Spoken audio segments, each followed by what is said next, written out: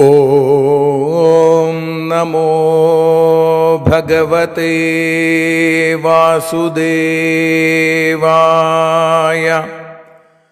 ഓം നമോ ഭഗവതേ വാതനാഥായ. ഓം നമോ ഭഗവതേ നാരായണായ.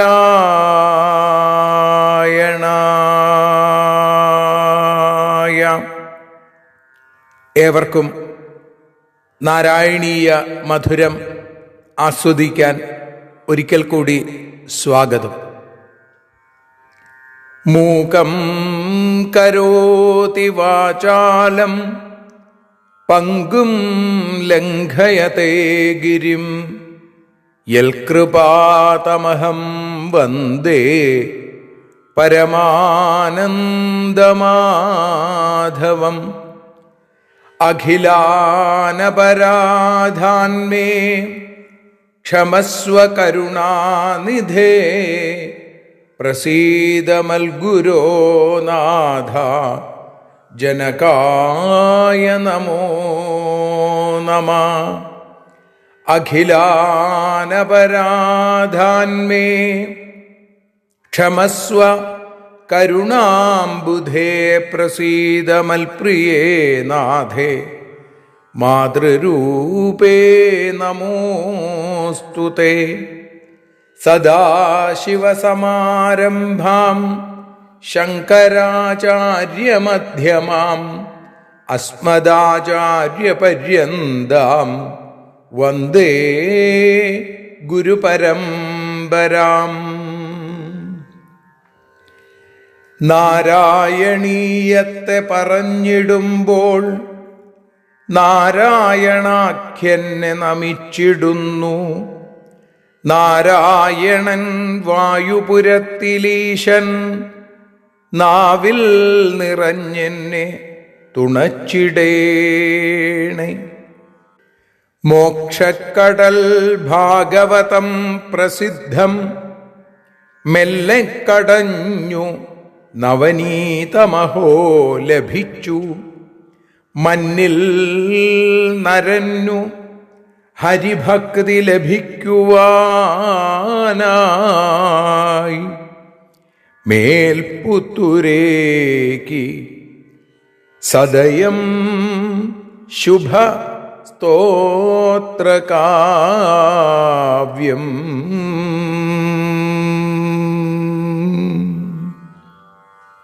സ്തോത്രകാവ്യമായ ശ്രീമന്നാരായണീയത്തെ നാരായണീയ മധുരമായി നമ്മൾ ആസ്വദിച്ചുകൊണ്ടിരിക്കുന്നു, അനുഭവിച്ചുകൊണ്ടിരിക്കുന്നു. ഓരോ ദിവസവും നാരായണീയത്തിലെ മധുരമനോഹരമായ ശ്ലോകങ്ങളെ, ഓരോ ശ്ലോകങ്ങളെ അനുസ്മരിക്കുക എന്ന രീതിയിലാണ് നമ്മൾ ഈ ഉപാസന ഭഗവത്പാദങ്ങളിൽ സമർപ്പിച്ചുകൊണ്ടിരിക്കുന്നത്. ഇന്ന് 120ാമത്തെ ദിവസമാണ്. ഒരർത്ഥത്തിൽ ഈ നാരായണീയോപാസന ആരംഭിച്ചിട്ട് 4 മാസങ്ങൾ പൂർത്തിയാവുന്നു. 12ാമത്തെ ദശകത്തിൽ 2ാമത്തെ ശ്ലോകമാണ് നമ്മൾ ഇന്ന് വിചാരം ചെയ്യുന്നത്. പതിവ് പോലെ ആദ്യം ശ്ലോകം, പിന്നീട് അതിൻ്റെ അർത്ഥം, അതിനുശേഷം വീണ്ടും ശ്ലോകം, തുടർന്ന് നാരായണീയ പരിഭാഷയായ ശ്രീഹരിയം ചൊല്ലി സമർപ്പണം. 2ാമത്തെ ശ്ലോകത്തിൽ സ്വയംഭൂമനു ബ്രഹ്മാവിൻ്റെ അടുത്ത് തൻ്റെ സങ്കടം അറിയിക്കുന്നതാണ്, തൻ്റെ ദുഃഖം പങ്കുവയ്ക്കുന്നതാണ് കാണാൻ സാധിക്കുന്നത്.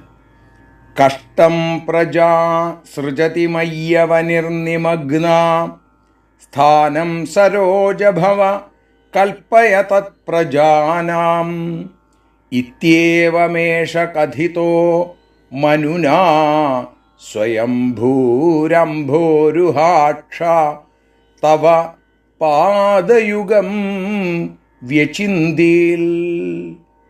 ഹേ അംഭോരുഹാക്ഷ, ഏഷ സ്വയംഭൂ മനുനാ സരോജഭവ മയി പ്രജാ സൃജതി അവനി നിമഗ്ന കഷ്ടം തത്പ്രജാനാം സ്ഥാനം കൽപ്പയ ഇതി ഏവം കഥിതഃ തവ പാദയുഗം വ്യചിന്തീൽ.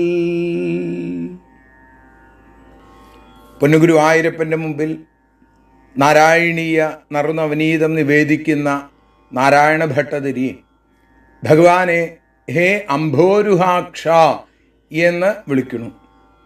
ഭഗവാന്റെ താമരക്കണ്ണിൻ്റെ പ്രത്യേകത അതിൻ്റെ സൗന്ദര്യം മാത്രമല്ല, അതിൽ നിറഞ്ഞു തുളുമ്പുന്ന കാരുണ്യത്തിൻ്റെ പ്രകാശം കൂടി നമുക്കവിടെ കാണാൻ സാധിക്കും. അപ്പോൾ ആ രീതിയിൽ ഭഗവാൻ പരമദയാലുവാണ്, കൃപാലുവാണ്, ഭക്തബന്ധുവാണ്.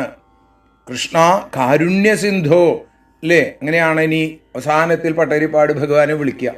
അപ്പം അങ്ങനെയുള്ള ഗുരുവായൂരപ്പ, ഈ ബ്രഹ്മാവ് ഏഷാ സ്വയംഭൂ മനുന, സ്വയംഭൂ മനുവിനാൽ, തന്നിൽ നിന്നുണ്ടായതുകൊണ്ട് സ്വയംഭൂവൻ എന്നറിയപ്പെടുന്ന മനുവിനാൽ, സരോജഭവ മയി പ്രജ സൃജതി അവനി നിമഗ്ന കഷ്ടം.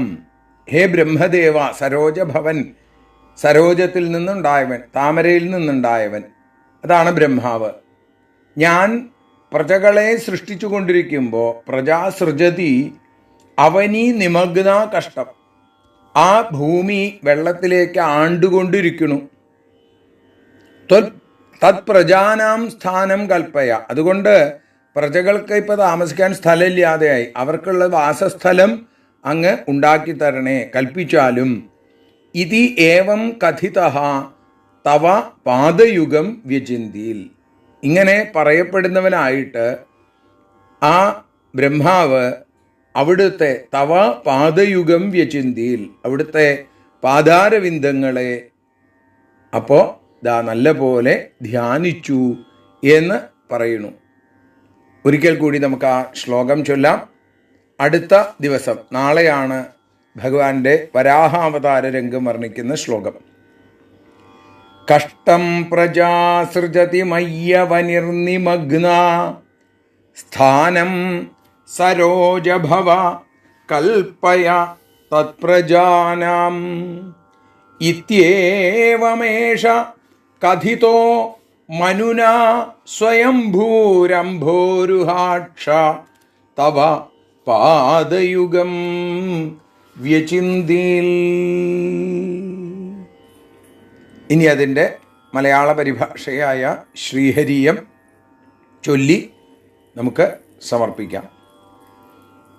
നാരായണ നാരായണ നാരായണ നാരായണ നാരായണ നാരായണ പാവന കീർത്തേ.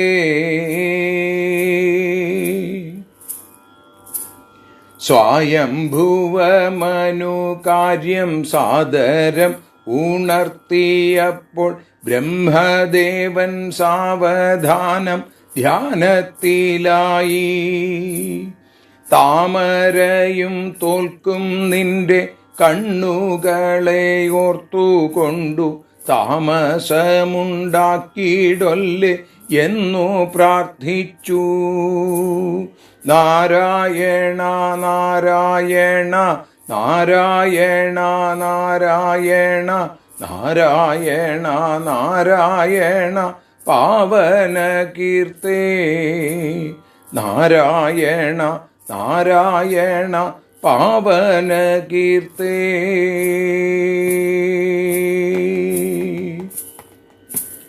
സർവത്ര നാരായണ നാമ സങ്കീർത്തനം.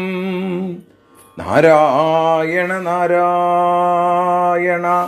കായേന വാചാ മനസേന്ദ്രിയർവാ ബുദ്ധ്യാത്മനാ വാ പ്രകൃതേ സ്വഭാവാൽ കരോമി യദ്യൽ സകലം പരസ്മൈ നാരായണായേതി സമർപ്പയാമി.